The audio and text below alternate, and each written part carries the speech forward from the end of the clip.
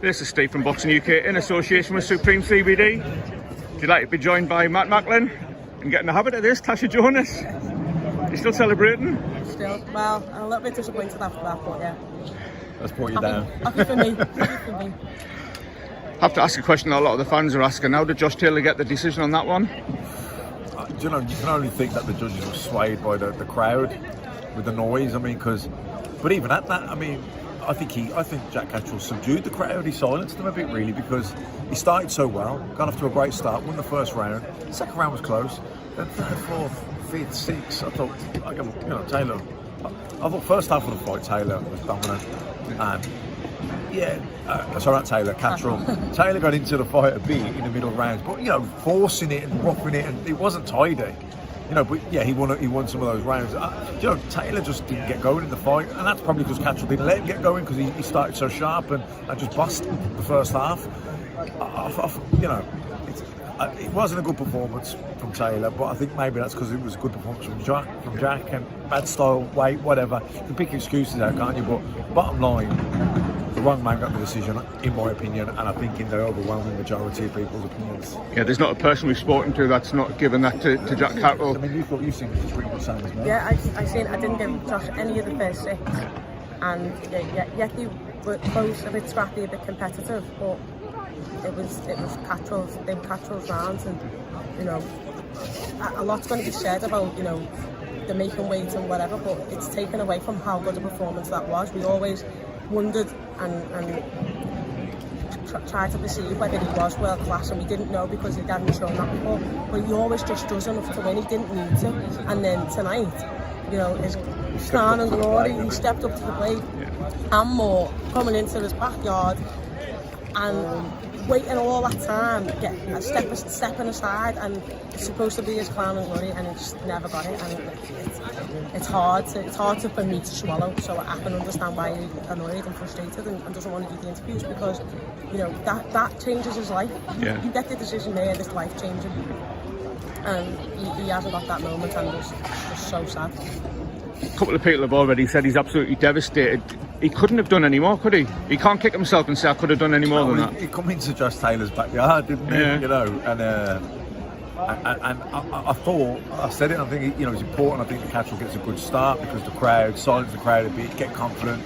Then your belief grows into the fight, and he got a great start, won the first round, good first round. I thought he won the second as well, even if it was closer, but and then 3, 4, 5, 6, he just marched ahead. And you could look, body language tells you a lot. He looked relaxed in there. He looked confident.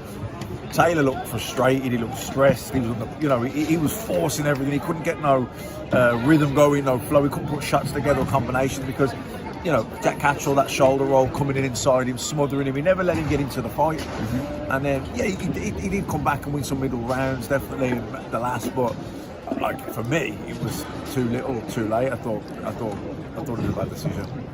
Tasha, you've been on the end of one of those. What can we do with judges who, boxing fans will say that a decision like that, it's a robbery, and the judges are unaccountable? Well, I think what happens is sometimes there's fights that are close and they're subjective, and people scream robbery, and it's a bit like the boy who cries wolf. When they're not robberies, they're close fights, and it dilutes it for when there is a robbery. For me, tonight was a robbery. I just think it happens too often. And like I say, it changes people's lives, and there's no accountability. No judge has to sit there in front of a boxer and say, this is why I scored this round, and lie into their face. And I'm not saying that's the way to solve it, but at least there has to be something. We can't just have a general spokesman saying, well, this is what they said and that's the end of it. It can't be the end of it, because boxing's being hard because of it.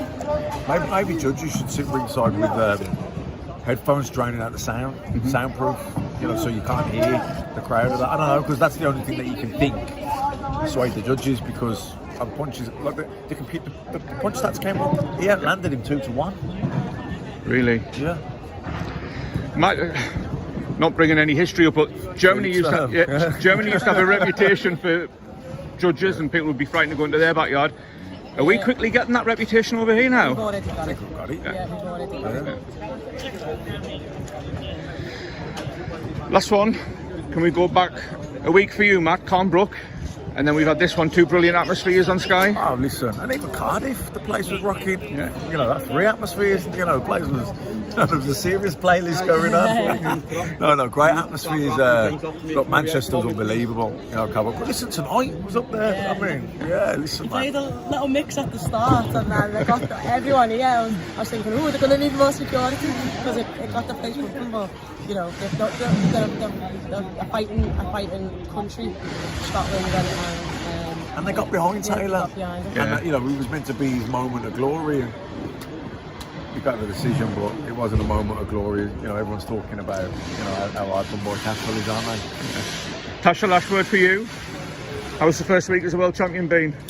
Good. Just feel relieved, like a weight to be lifted off my shoulders, and I'll probably go back to enjoying boxing again. Good lass. Macklin and Tasha Jonas, thank you very much for your time.